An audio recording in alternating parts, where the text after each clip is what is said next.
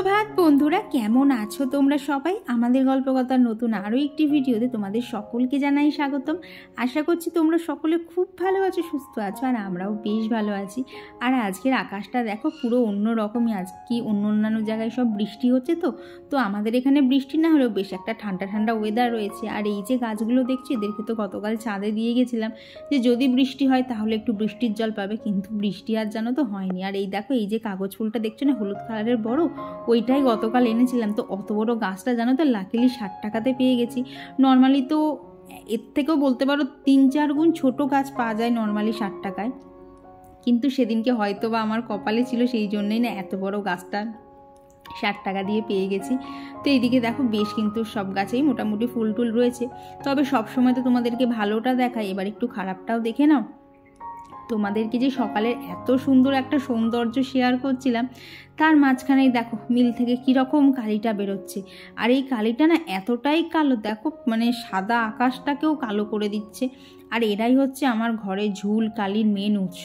কি বলতো, যতই অত ওপরের দিকে ছাড়ো সেই তো হাওয়ায় মিশে থাকে, টুকটাক কিন্তু ঘরের ভেতরে ঢুকতেই থাকে। আর ওদিকে তো অত সুন্দর একটা সময় কাটাচ্ছিলাম ছাদে, আর নিচে এসে দেখি জানো তো কারেন্ট চলে গেছে। তো আজকে প্রায় কারেন্ট আস্তে আস্তে না 9টা থেকে 9:30 মতো বেজে গেছিলো। তো সেই জন্য না মাঝখানে তোমাদের সাথে কোনো ভিডিও শ্যুটই করতে পারিনি। সকালবেলা জানলা টানলাগুলো খুলছিলাম। কি বলো তো, ওপরের দিকগুলো 4-5টা ফাঁকা থাকে, তো তাও মানে কি ঘরের মধ্যে না আলো ঢোকে, কিন্তু নিচটা এতটাই অন্ধকার যে এই ওপরেই টুকটাক যা কাজ করেছি, ভিডিও শ্যুট করেছিলাম, নিচে গিয়ে কিচ্ছু করতে পারিনি, কারণ পুরোটাই অন্ধকার, ঠিকঠাক কিছুই আসছিল না। দেখো ঠাকুরঘরটাও কিন্তু অনেকটাই অন্ধকার রয়েছে, তবুও ঠাকুরঘরে এই যে ফোনের টর্চটা জেলে জেলে কাজ করছিলাম, তো সেই জন্যই ভাবলাম তাহলে তোমাদের সাথে ভিডিওটাও শেয়ার করে নিই। তো আজকে গোপসোনা অন্ধকারের মধ্যেই রেডি হয়েছে আর কি। দেখো জামাটা আমার কালারগুলো কেমন কেমন দেখতে লাগছে। তো এখানে সকালে গোপালকে ঘুম থেকে তুলে আর কি গোপালের সেবা দেওয়া কমপ্লিট। এইবার না মাঝখানে ভিডিও শ্যুট করিনি, ওই যে কারেন্ট ছিল না। তারপর এই দেখো এখানে অনেকটা রান্না করে নিয়েছি। এখানে ডাল করেছি, শাক ভাজা, স্যালাড, তার সাথে করেছি উচ্ছে, আলু, ডাঁটা আর বেগুন দিয়ে একটা তরকারি। আর এদিকে দেখো ভাত করব, তার জন্য এখানে চালটা আর কি ধুয়ে জলে ভিজিয়ে রেখে গেছি। আর করবো হচ্ছে সয়াবিন আলুর তরকারি, সেটাও রেডি করে এখানে মশলাটাও পুরো সব দিয়ে আর কি রেডি করে রেখেছি, কারণ আজকে যাবো হচ্ছে পুজো দিতে। তো যতটা সম্ভব তাড়াতাড়ি করে আর কি 10টার মধ্যে যতটা যা কমপ্লিট করা যায়, কারণ মা বলেছে 10টার সময় যাবে, তো সেই জন্য যতটা যা কমপ্লিট করা যায় সেটাই করে রেখে এখন চলে এলাম উপরে। কারণ সকালবেলা না ওপরটা কিচ্ছু করা হয়নি, সোজা ওদিকে রান্নার দিকে চলে গেছিলাম। তো এখন ওপরের ঘরে এসে এই যে জানলাগুলোকে খুলে দিলাম। জানো তো চারিদিকে তো বলছে অনেক বৃষ্টি হচ্ছে, ঝড় বৃষ্টি হচ্ছে, কিন্তু জানো আমাদের এদিকে কিচ্ছু নেই। ওই কোথাও যদি বৃষ্টি হচ্ছে তার ঠান্ডা হাওয়াটাই আমরা পাচ্ছি, তো যা পাওয়া যায় তাই ভালো। তবে কি জানো তো, আমি খুব একটু বৃষ্টির অপেক্ষায় বসে আছি, কারণ আমার বেশ কিছু গাছ না পুরো মরো অবস্থা হয়ে এসছে। কি করে ওরকম হলো আমি বুঝতে পারছি না, কিন্তু এই মুহূর্তে না আমার বৃষ্টির জল একটু খুবই দরকার। তো সেই জন্যই না বৃষ্টিটার জন্য একদম বলতে পারো মানে আকুলি বিকুলি করছে মনের মধ্যে। তো এইদিকে বললাম না সকালে এই ওপরটা কিচ্ছু করা হয়নি, তো দেখো এখানে এখন বিছানাটা পরিষ্কার করে নিয়েছি, দিয়ে এখন এই যে বালিশগুলো যেখানে যেটা রাখা সেটাকেই রাখছিলাম। তবে এই যে ব্ল্যাঙ্কেটটাকে কোথায় রাখবো বুঝে পাচ্ছিলাম না। কি বলো তো, একটু মেঘলা মেঘলা বৃষ্টি হচ্ছে, তো এই ভোরের দিকে না মানে ফ্যানটা যদি নাও চালিয়ে রাখি না, গায়ে একটা চাদর মতো পরলে বেশ ভালোই লাগে। তো বেড কভার আর নেইনি, ওই যে পাতলা যে কম্বলগুলো হয় না সেইগুলোই নিয়েছিলাম। তো ওইটাকে ওইভাবেই ওখানে সাজিয়ে দিলাম, কারণ এ কদিন তো প্রায় মানে খবরে বলছে এরকম মেঘলাই চলতে থাকবে, তো তখন তো এইটার প্রয়োজন লাগবে। কতবারই বা ওয়ার্ড্রপে একবার ঢোকাবো, একবার বার করব।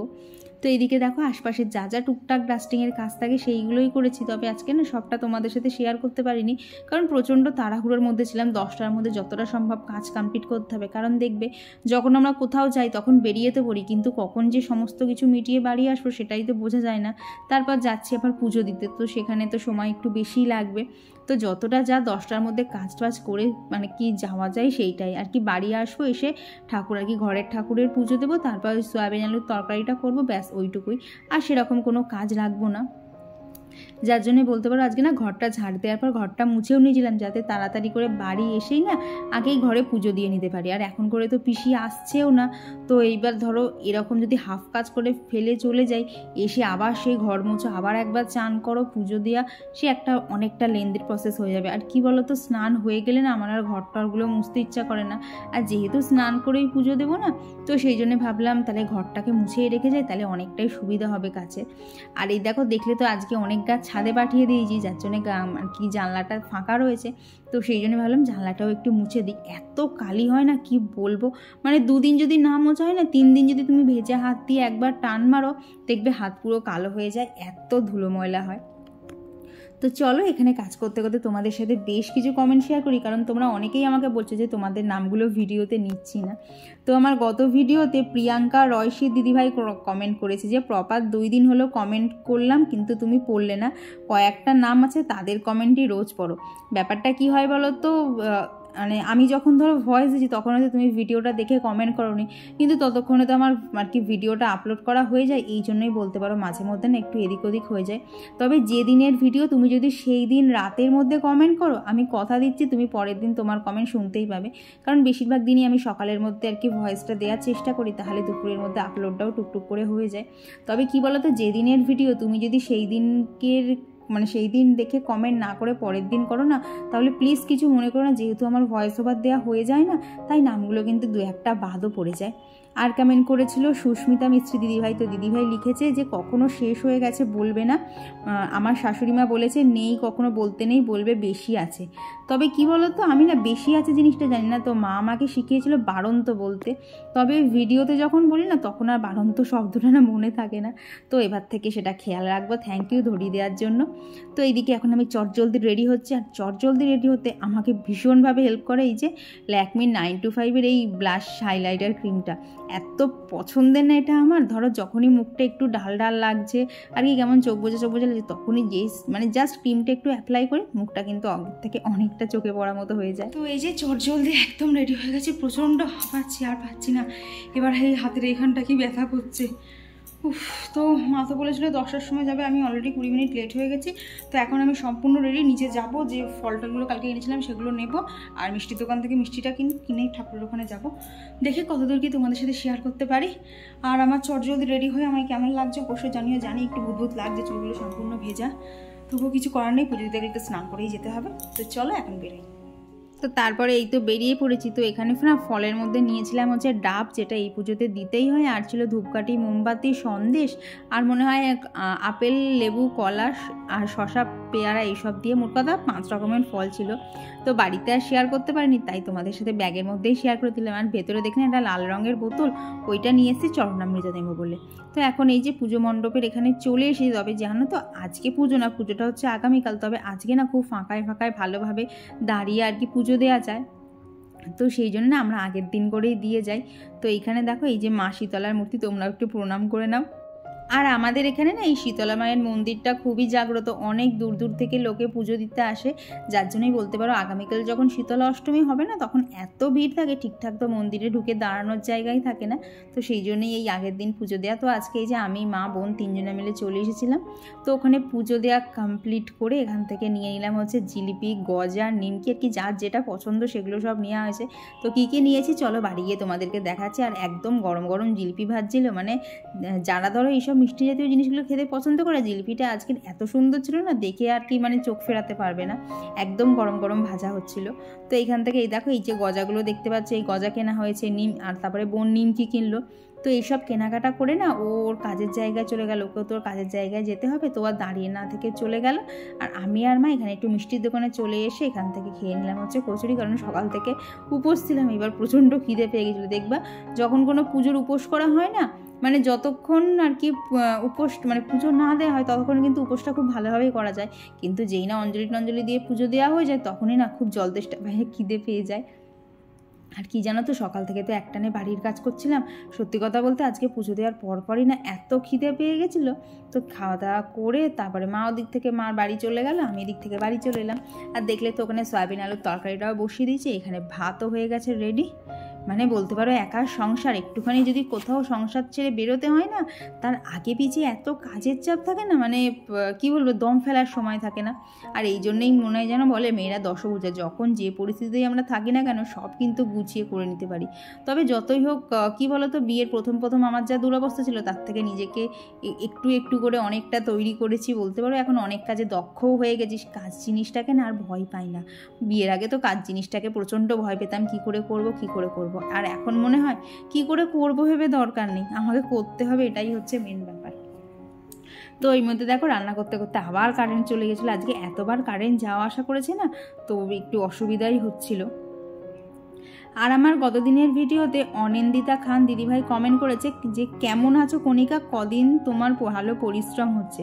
তো দিদিভাই তোমাকে একটা কথাই বলতে চাই, আমার নাম না কণিকা না, আমার নাম সুস্মিতা। তুমি আগের দিনও কণিকা বলেছিলে, আমি ভেবেছিলাম হয়তো কারোর সাথে ভুল করে ফেলছো, তো সেই জন্য আমি আর কিছু বলিনি। তবে একটু খেয়াল করো, আমার নাম হচ্ছে সুস্মিতা। তুমি বলেছো গোপাল সেবা নিয়ে আমিষ নিরামিষের দ্বন্দ্বে যেও না, নিয়ম তো অনেকই আছে, তবে যেটা পারবে তার তেমন বিধান ব্যবস্থা, মনের ভাবটাই তিনি দেখেন, পরিবারের খুশির খেয়াল রাখাটাও এক রকমের পুজো। হ্যাঁ গো, সংসার ধর্ম যখন করছি তো সংসারের মানুষগুলোকে তো ঠিকঠাক করে রাখতেই হবে।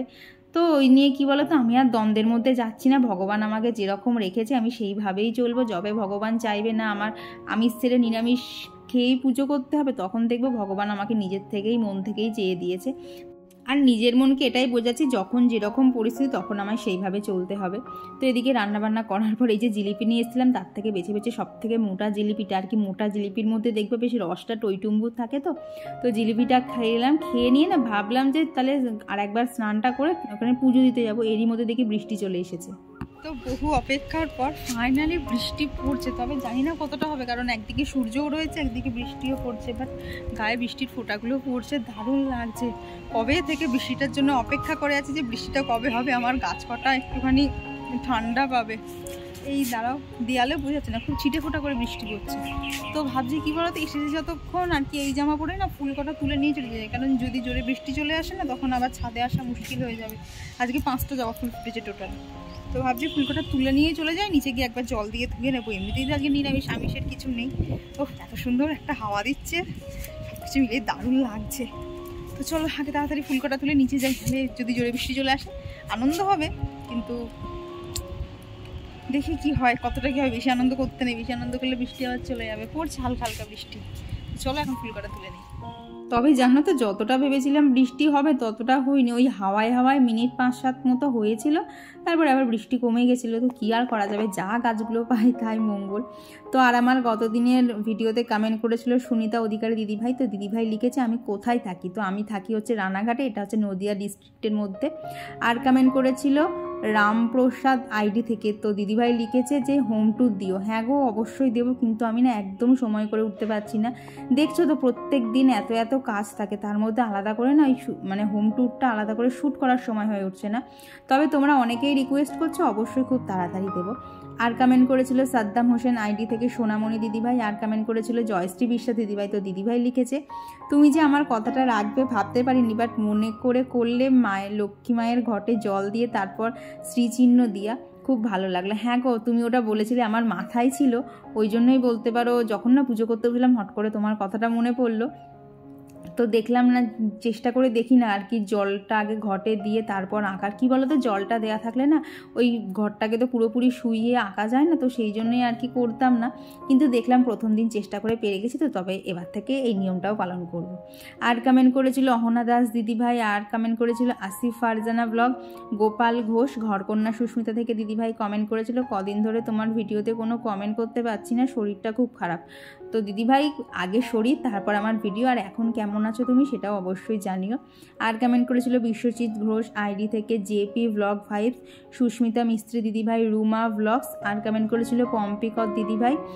আর এই যে দেখো, তোমাদের সাথে কথা বলতে বলতে কিন্তু আমার পুজো টুজো কাজ সমস্ত কিছু শেষ। আফটারনুন সকলকে। তো দুপুরবেলা তো তোমাদেরকে বললাম যে হালকা হালকা বৃষ্টি পড়ছিল, আমি তো খুব নাচতে নাচতে গাছটাকে রেখে গেলাম যে ওলে একটু বৃষ্টির জল পাবে। বিশ্বাস করো, সেই যে তখন চিটে ফোটা হচ্ছিল সেইটুকুই হলো, তারপর একটু বৃষ্টি হলো না।